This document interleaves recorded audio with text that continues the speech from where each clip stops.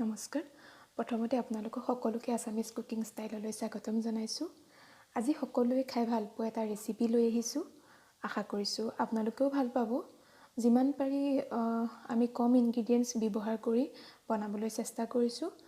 আৰু ভিডিঅ'টো বনাওঁতে যিখিনি বস্তু আমাৰ দৰকাৰ হৈছে সেইখিনি আপোনালোকে ভিডিঅ'টোৰ তলত যাই ডেছক্ৰিপশ্যনত চেক কৰিলে পাই যাব। ঠিক আছে, তেন্তে আমি এতিয়া বনাবলৈ আৰম্ভ কৰোঁ। আমি প্ৰথমতে গেছটো অন কৰি লৈছোঁ আৰু কেৰাহীখন গৰম হ'বৰ কাৰণে পাতি দিছোঁ। কেৰাহীখন আমাৰ গৰম হৈ গৈছে আৰু তেনেকুৱাতে আমি তেল দিছোঁ। যিকোনো তেল দিব পাৰি, আপোনালোকে যি তেল খায় সেই তেলেই দিব।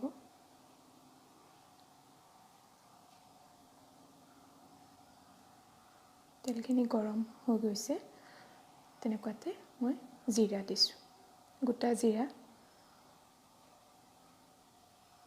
জিৰাখিনি ফুটিব আৰম্ভ কৰিছে আৰু সেইটো সময়তে মই এনেদৰে পিঁয়াজ কাটি লৈছিলোঁ সৰু সৰুকৈ,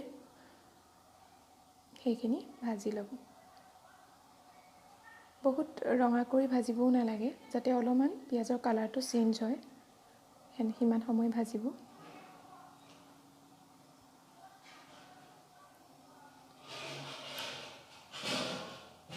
অলপমান পিঁয়াজৰ কালাৰটো সলনি হৈছে, তেনেকুৱাতে মই আদা আৰু নহৰু এনেদৰে পিচি লৈছিলোঁ, সেইখিনি তাতে এড কৰি দিছোঁ।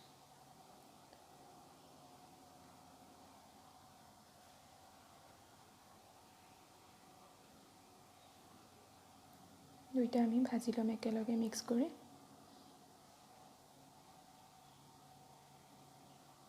আদা নহৰুখিনি অলপমান ভাজ খাই গৈছে আৰু এইটো সময়তে আমি কালাৰ আহিবৰ কাৰণে, কালাৰটো যাতে ভাল হয় আঞ্জাখনৰ, তাৰ কাৰণে অলপমান হালধি দিম।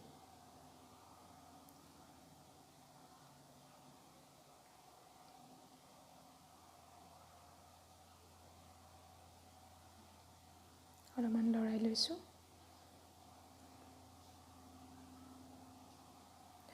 সেইটো সময়তে আমি যি পাউডাৰ মছলা আৰু সেইখিনি এড কৰিম। মই ধনিয়া পাউডাৰ দিছোঁ আৰু জিৰা পাউডাৰ দিছোঁ। আৰু আঞ্জাখনৰ কালাৰটো ভাল আহিবৰ কাৰণে, অকল কালাৰৰ কাৰণে ব্যৱহাৰ কৰিছোঁ, কাশ্মীৰী মিৰ্চ পাউডাৰটো দিছোঁ। এইটো অকল কালাৰৰ কাৰণে।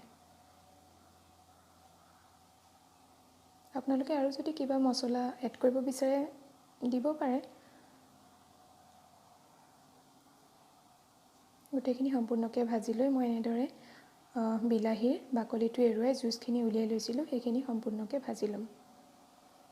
সেইখিনি তেতিয়ালৈকে ভাজিব যেতিয়ালৈকে আচলতে বিলাহীখিনিৰ পৰা তেলটো ছেপাৰেট হৈ নাযায়।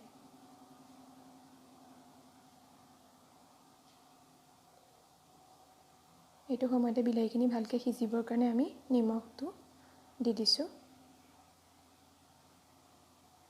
এইটো সময়তে নিমখ দিলে বিলাহী সোনকালে সিজে। ভালকৈ অলপমান মিক্স কৰি ল'ম। অলপমান ভাজ খাইছে, কিন্তু তেলটো এতিয়াও ওলোৱা নাই। এতিয়া আপোনালোকে দেখিছে বিলাহীৰ পৰা তেলটো এৰি দিছে আৰু তেলটো ছেপাৰেট হৈ গৈছে বিলাহীৰ পৰা, আৰু ৰংটো বেছি গাঢ়া হৈ গৈছে। সিমানটো সময়লৈকে আচলতে বিলাহীটো ভাজিব লাগে। এইটো সময়তে মই কেপচিকাম এনেকৈ টুকুৰাকৈ কাটি লৈছিলোঁ, সেইখিনি দি দিছোঁ। আৰু মোৰ ওচৰত এনেকুৱা ফ্ৰেছ মটৰ আছিলে, সেইখিনি দি দিছোঁ।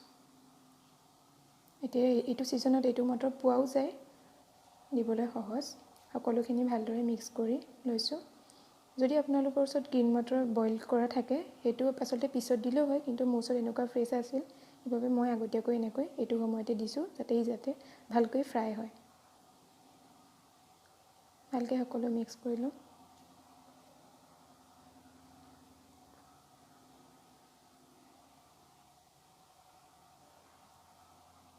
আৰু আমি এই সময়তে পনীৰখিনি দি দিম। মই আগতীয়াকৈ পনীৰ ফ্ৰাই কৰি থৈছিলোঁ। কিছুমানে কেঁচাকৈও আচলতে এড কৰে, কিন্তু মই এনেকৈ ফ্ৰাই পনীৰ খাই ভাল পাওঁ। আৰু আঞ্জাখনৰ কালাৰটো ভাল হয় দেখিবলৈ। আৰু গৰম পানী দি দিছোঁ। পানীটো অলপ সৰহকৈ দিব, কাৰণ মটৰটো মই কেঁচা দিছোঁ, সেইকাৰণে পানীটো অলপ সৰহকৈ দিম, তেতিয়াহে মটৰটো বইল হ'ব ভালদৰে। আগতীয়াকৈ বইল মটৰ থাকিলে পানীটো কম দিলেও হয়। ভালকৈ উতল আহিবৰ কাৰণে ঢাকি দিম। 7 মিনিট পিছত মই ঢাকনখন আঁতৰাই দিছোঁ আৰু আপোনালোকে দেখিছে ভালদৰে ই উতলিবলৈ আৰম্ভ কৰিছোঁ আৰু আঞ্জাখনো অলপমান ডাঠ হৈছে।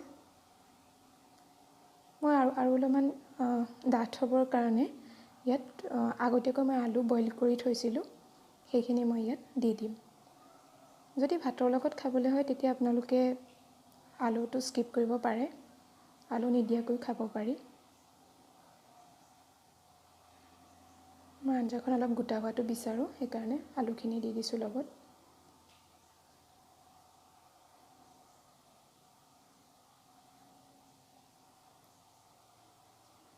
গেছৰ ফ্লেমটো হাই কৰি মই আকৌ এবাৰ ঢাকোন মাৰি দিম।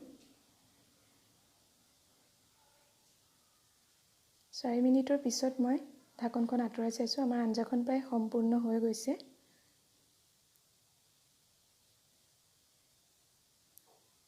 বনাবলৈ ইমান টান নহয়, সহজেই হয় আৰু বস্তু বহুত ব্যৱহাৰ কৰা হোৱা নাই, কম বস্তু ব্যৱহাৰ কৰি বনোৱা হৈছে। আপোনালোকেও বনাই চাব,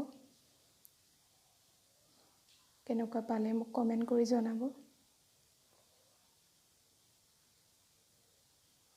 আৰু মোৰ ওচৰত এনেকৈ ধনিয়া পাত আছিলে, ফ্ৰেছ হয়, সেইখিনি দি দিছোঁ। এইটো সময়ত দিলে আচলতে ধনিয়াৰ গোন্ধটো ভাল ওলায়। ঠিক আছে, আজিলৈ এইটোৱেই ভিডিঅ'। ধন্যবাদ।